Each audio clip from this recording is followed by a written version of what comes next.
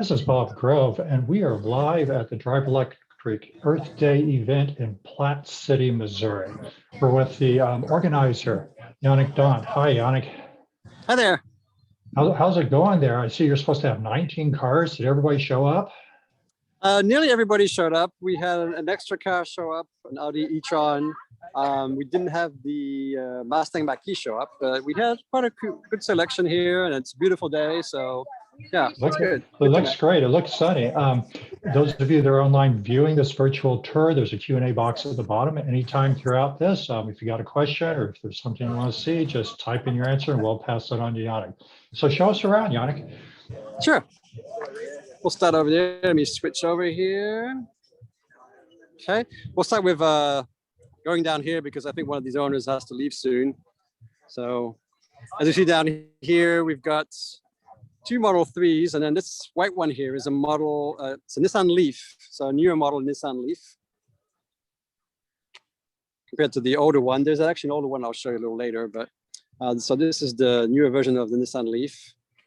As you can see, the charge port's in the front, which is always nice.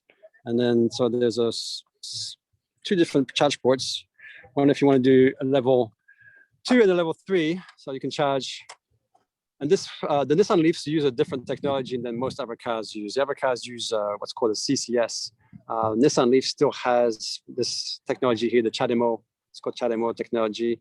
And so different chargers. I'm not sure if the new Nissan Ariya, the SUV that's coming out, is going to still use the same, but that's what the Nissans use. And this is what you would use if you would plug in at home to a level 2 charger, or if you go to another charger, a public charger, that's level 2. This one here is for level 3. So this is really fast charging right here. It's nice because it has a little light too on the Nissan Leaf when you open up the port. So you would close it this way. So. And no frunk, unfortunately, on the Nissan Leaf, but that's the inside of it. We'll go around here.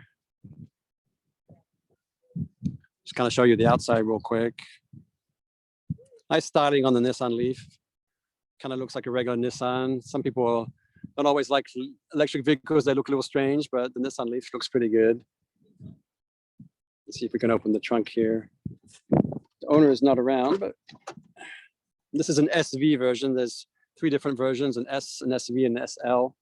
And of course, you can pull down the seats. So plenty of room in there on the Leaf. And it's a hatchback, which is always nice.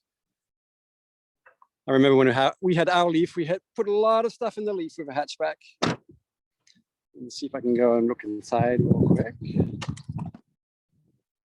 sure if you're going to see with the sunlight and the shade. And what's nice with the Leafs, so you have heated seats in the back. So there's two seats there in the back with the heated seats. This one doesn't have a center armrest in the back like some cars do, but still plenty of leg room. The Leaf. Go in the front.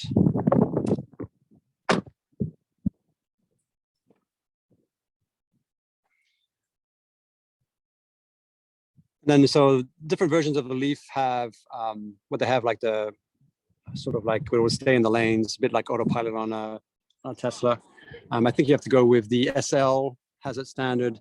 The SV has it's an extra package, I believe, you have to get on the SV version. But it's a version that lets you stay in the lanes, which is really, really nice. That's the Leaf. Then we have Tesla brought over a model. We switch here. This is the Model 3. This is one of the newest ones of the Model 3. It has actually, inside, it has some panels that are a little different, which I'll show if anybody's familiar with the Model 3. So the Model 3, they just updated the interior. So the doors now have this extra trim inside, which is really nice. And as usual, all the Teslas, the 3 and the Y, both have the center screen. And the new design on the interior also has a new pouch here, which is nice. You can open and close. Different design. I'll show you on the older Model 3s what it looks like. Wireless charging on here. Lots of storage space in here too.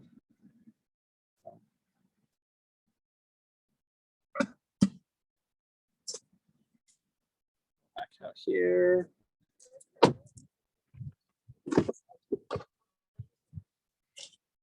Here's the back. 2 USB ports, USB-C ports in the back of the Model 3. Lots of space to put things here. And there is the center console. Go over here.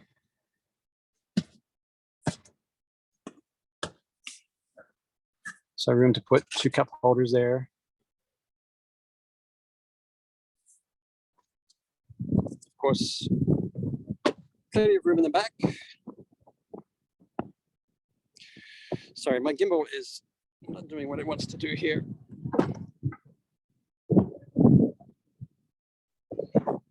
So plenty of storage in the back. Got a side pocket here, plenty of storage. Of course, the bottom part lifts up. Got more room in here. And there was a Model Y here earlier, but it's not, the guy had to leave, unfortunately. And the Model Y has actually an extra space there. There's a bit more space. But the Y is kind of similar to the Model 3.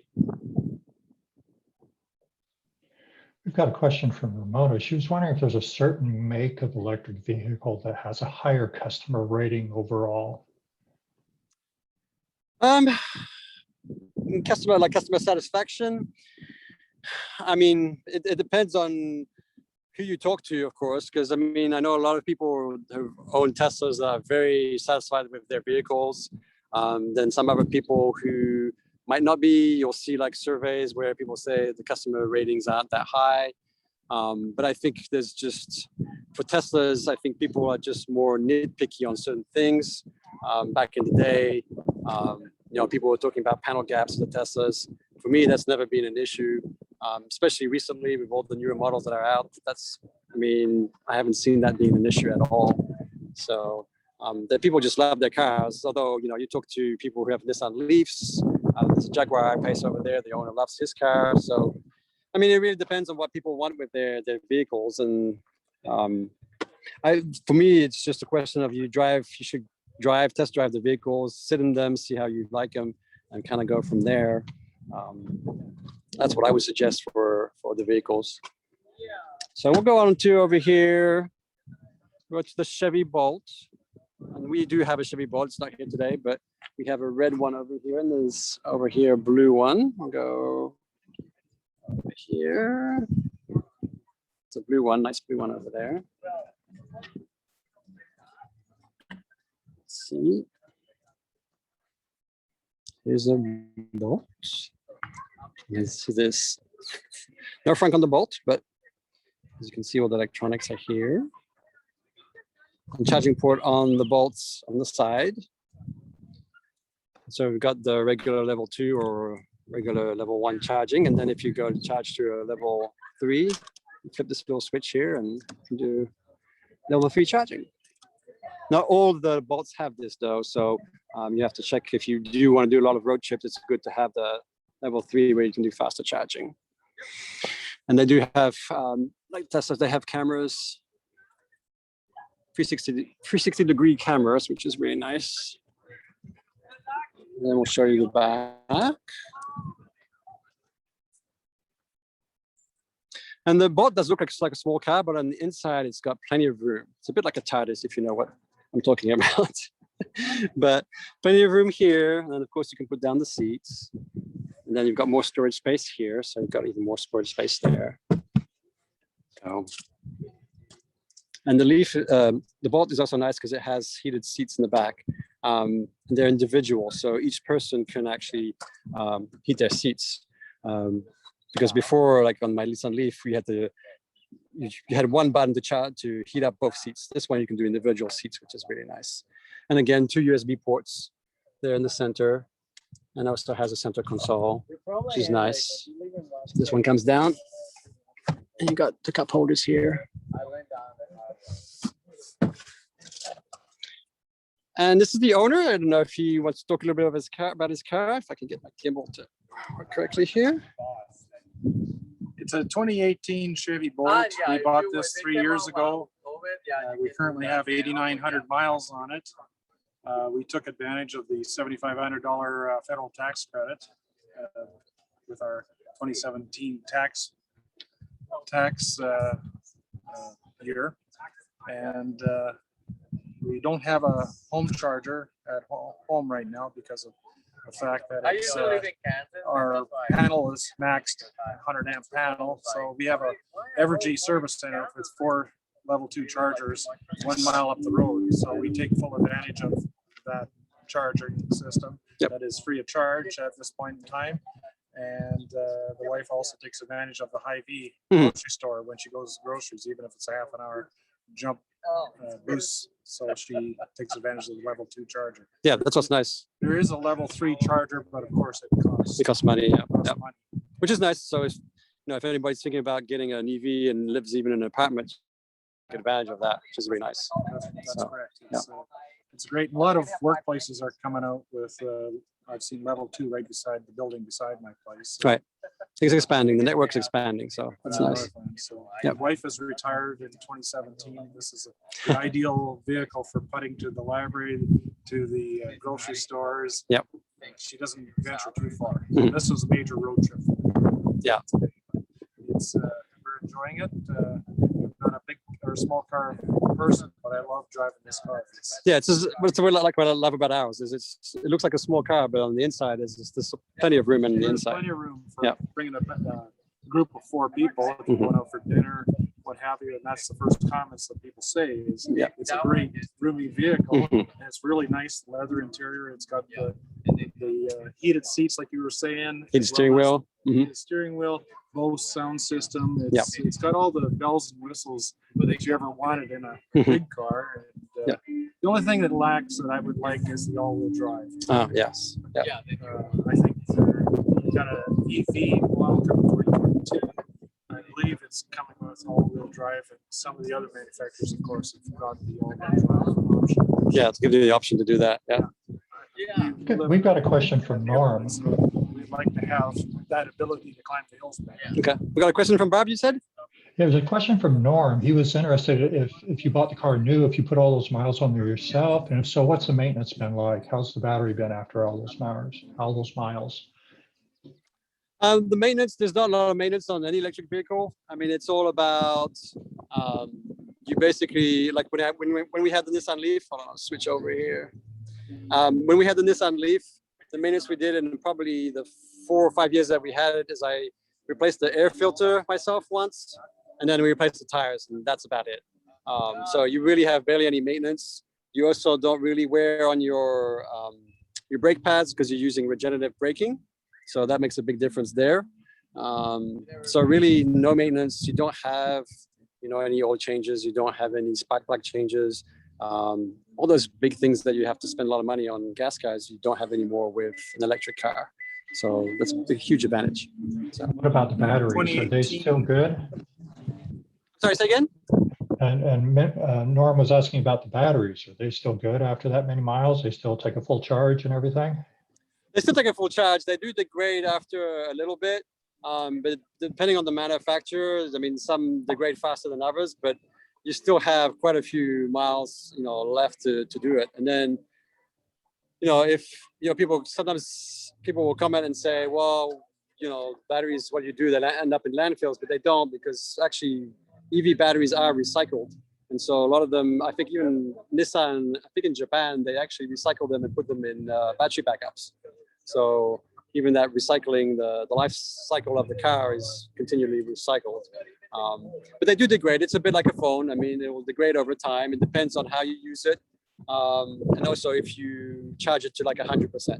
So if you charge, just like a phone, if you charge it to 100% all the time, then it will degrade a lot faster. And that's why most manufacturers will have an option where you just charge your car to like 80%. That's what we do with our Bolts. We never charge it to 100% unless we're going on a road trip. If we go on a road trip, then we'll make it go to 100%. But to conserve the battery, just usually charge 80%. That's enough for everyday use. So GM actually came out with a recall on this model, and we had to bring it in for a software update to reduce it because there were some fire issues with the vehicles. Yeah. When you're regenning at full power, there's nowhere for that power to go. Yeah. And so it's an interim fix, is what the letter stated from GM. But we had no issues ourselves definitely like the car. It's aesthetically pleasing, and you had said there's no oil changes. I've changed the cab filter. But when I purchased this car in 2018 from Reed Auto Group, they got a package, not a package, but a bonus that free lifetime oil changes. And here I'm doing a closing, I'm signing these documents, and I asked my salesman, "What is this?" And he says, "That's for lifetime oil changes." And then I says, "I guess I'll sign it." Yeah, they always send that. They send mailings to people with EVs about oil changes when there's no oil changes. So yeah. But anyway, it's a great car. It's aesthetically pleasing on the eyes. It seems like a lot of people are attracted to this color. We've had more compliments here today as well. But it's a great car for anybody that's retired going to and from the store like my wife does. So yep. It's all good. And there is currently there's a Costco incentive. I think $3,000 off from Costco. So that's another extra incentive. When my wife bought hers, you can also get, if you're going back to school and she's working on her master's, there's also a rebate. I think it's an extra $1,000 off if you're going, for a student. So yeah, there's a lot of incentives on the Volt. You can nearly get one for half price these days. So yeah, it's awesome. All right, well, we'll move on to another car. Thanks for your input. Okay, thank you. No problem. All right, let's move on to over here. We have an E-Tron. We'll switch over. So this is the Audi E-Tron. This one does have a frunk. You can see. Not a big one, but it's still.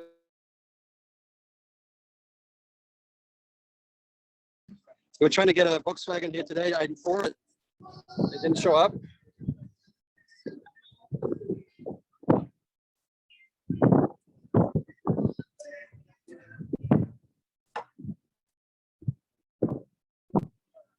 Plenty of storage space, and all these cars, all of them, every single one is a hatchback except for the Model 3, which is not technically a hatchback. An Audi and Volkswagen are more or less the same on the inside. This is nice. This is a bit like a Tiguan, where it has my Tiguan has the same thing where you can pull this out and then basically have it cover the trunk space. And then we have more storage down here. Just have to click this. Got more space there. Now, look at the front. Apologize, the video is a little jerky. This is the first time I'm using this gimbal, so it's a little bit of a learning experience, but this is the interior.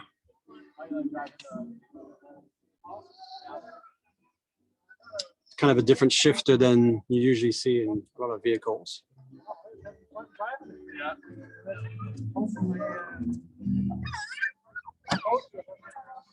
And of course, if you want to know any more about these vehicles, there's plenty of YouTube videos out there that kind of go into more detail. But like usual, like I said, most EVs have storage space in the back. They have always USB ports in the back. So pretty much very well equipped when you select an EV. Same thing over here, has the pocket that comes down. This is a little different too. I'm not too familiar with the E-Tron, but there's a cup holder. It's a bit more high class than, I'd say, like the Volkswagen ID4, because Audi is always usually a bit more on the higher end than the Volkswagen. But and then it has a sunroof with the shade. This one, although this is, I think, I don't know. Yes, it is an opening sunroof, which is, you don't find a lot on the, like the Teslas don't have any sunroofs unless you go for an older Model S would still have a sunroof.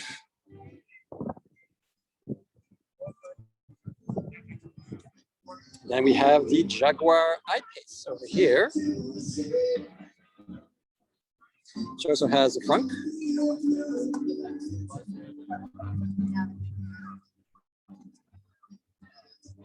Some very pretty wheels with some carbon fiber. Go around.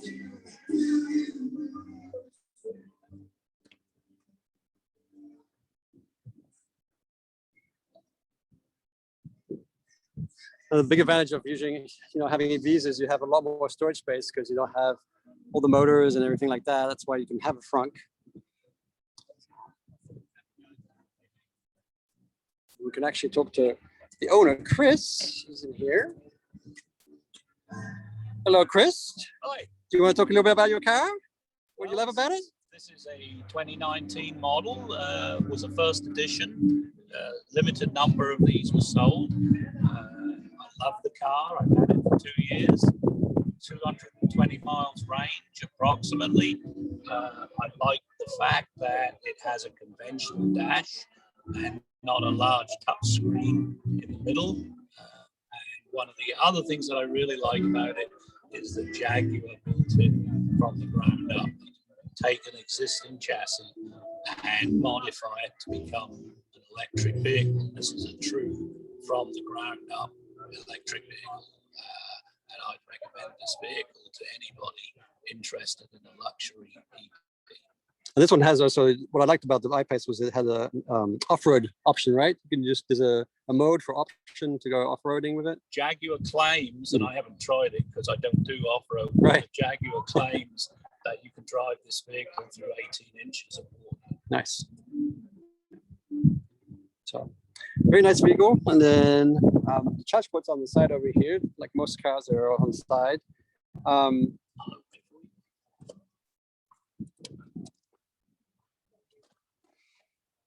So there's the level 2 charger, and remove this for the fast charger. CCS, yeah. Like I said, there's only Nissan Leaf is the one that still has ChargeMO, so hopefully they'll kind of change that. But that's what you see the most when you want to charge a vehicle. And every vehicle, any EV that you buy will come with a charger that you can actually plug in at your house. So you can, with every vehicle that you buy, if you want to plug in at your house, the regular outlet, you can do that. It takes a very long time, of course, but you can upgrade to a level 2 charger, which is about what you would do at 220 volts, like a dryer outlet. If you don't have one, you can get an electrician to install one. We did install one in our house, and it's been very useful. We still got a tax rebate at the time. I'm not sure if there are still tax rebates on that. I think there are still, but something I'd have to take a look. But it's always good to have that at home if you want to do it. But it's not necessary. If you don't want to do it, you don't have to do it right away. So, all right, Chris, I appreciate it. Pleasure. And then over here we have a Model S. This is an older, well, it's a 2020 Model S. They have updated the Model S now to the newer ones. But this is if you wanted to get a used one or a certified Model S, you can get one. This is their sedan. Huge trunk, of course, over here.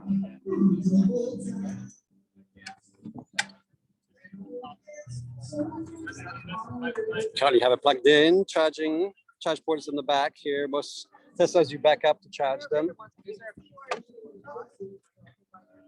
And then here's the trunk. Plenty of room in here too. There's an extra pocket here, plenty of room underneath. The seats do fold back flat, so I mean you have plenty of room if you want to do what's called camper mode. That's what some people in their EVs do, because you can basically park your car and still have the heater running, and you'll be perfectly fine. It barely uses any battery at all.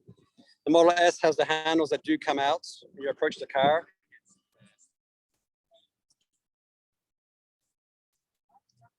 My gimbal was cracking up there, sorry about that. And again, same thing, 2 USB ports in the back. The cup holders are actually hiding right here. The S doesn't have a tray here for cup holders, they're over there. So compared to the 3 and the Y that do have one in the back. And so the S, they've actually made it more of a kind of a luxury car. But you know, if you want to have a lot of storage in terms of pockets, the Model S made it a lot cleaner, so there's no pockets on the side.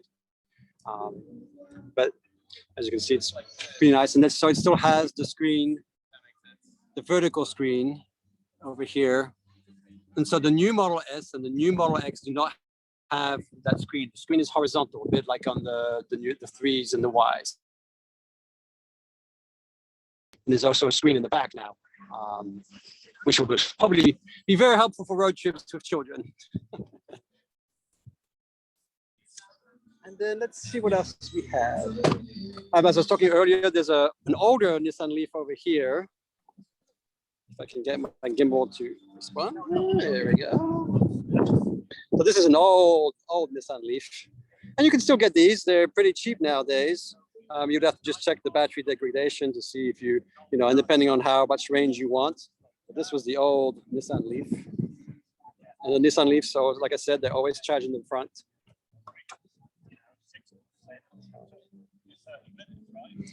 And at this winery, it's really nice because they do have a charger, so you can come over and just chill out at the winery and charge your car. They have a regular charger, and then they have a Tesla destination charger.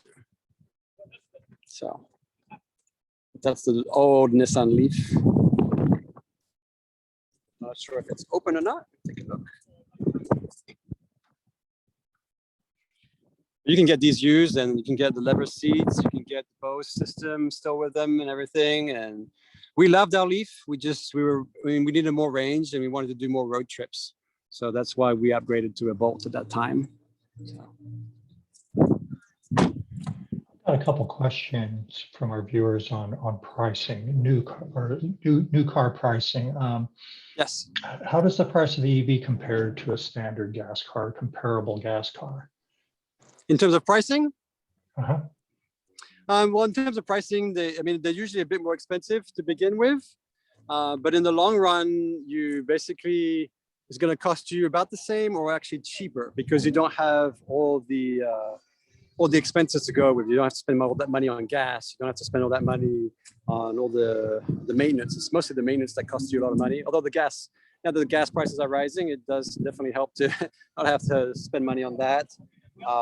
So initially, most of the electric vehicles do cost a little bit more, although there's also a misconception like Teslas. People always think Teslas are very expensive, but you could get a standard range Model 3 for a bit over 30 grand, which is about the price of a really good car. So, and like I said, when you factor in, if you're going to keep that car for 5 years or so, it's actually going to save you a lot of money in the long run because you won't have all those expenses. Used ones, of course, cheaper, but yeah, they range from, I'd say, start around 30 grand to a little higher. If you go with the more like the SUV ones, they're a bit more expensive. They're also more expensive because they have also a lot more tech in them. So they're a lot more safer also. So you might also get incentives with your insurance company because you have all those features, the safety features that will 360-degree camera.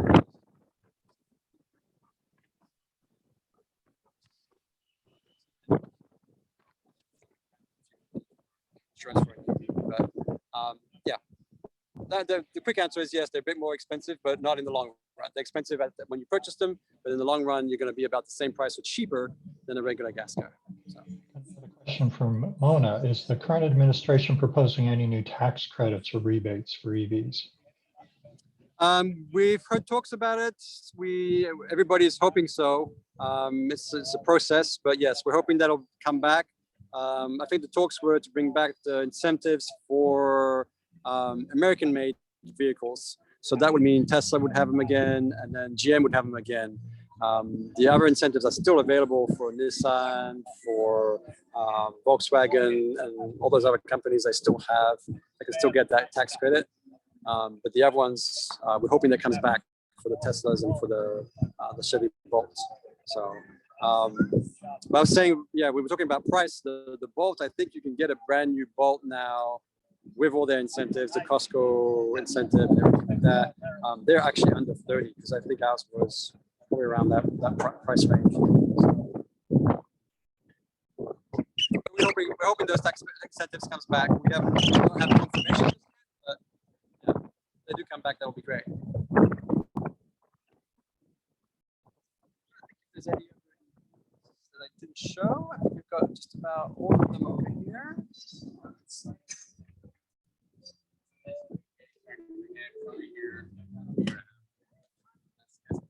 We can show this blue Bolt over here. And the Chevy Bolt also comes in a very beautiful light blue kind of color if you're interested in that color.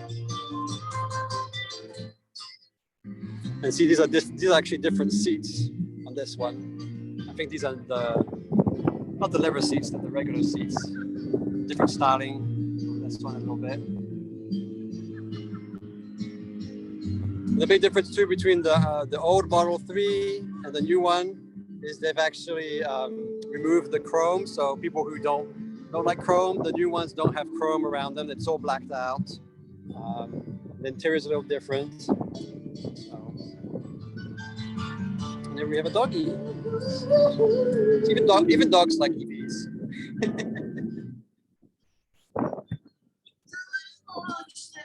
And yeah, if you do ever want to visit this winery, it's really nice because it's a winery that has they have solar panels. They use like chickens to eat all the bugs. It's one of the, I don't know if it's the only, but it's one of the wineries in Missouri that's certified. So, What's the name of the winery? Jowler Creek. Yeah, we'll try that. Over here, this is Jowler Creek Winery. And I'll show you the charges are over here. Actually have live music going on today, which is nice. And you can come and sit on the patio and enjoy some wine. And today's event, for example, people who were showing an EV key were getting a free wine tasting, which was really nice. But here are the two charging stations that they have. So they have charger and a regular Clipper Creek charger. So. They give us a nice plate in there. And so, yeah, I was trying to get a Volkswagen ID4. That's also one of the newer vehicles that are out today. And then the Mustang Mach-E is also a vehicle. We had it last weekend events, but the guy wasn't able to make it today. But, you know, if anybody has any questions, you know, always feel free to email me or we also have a Facebook group. We have a special Kansas City EV group that's out there. And then there's one specifically for Tesla. Even if you don't have a Tesla, you're interested in a Tesla, you can also join that group. And we're always here, very helpful to teach people about electric vehicles.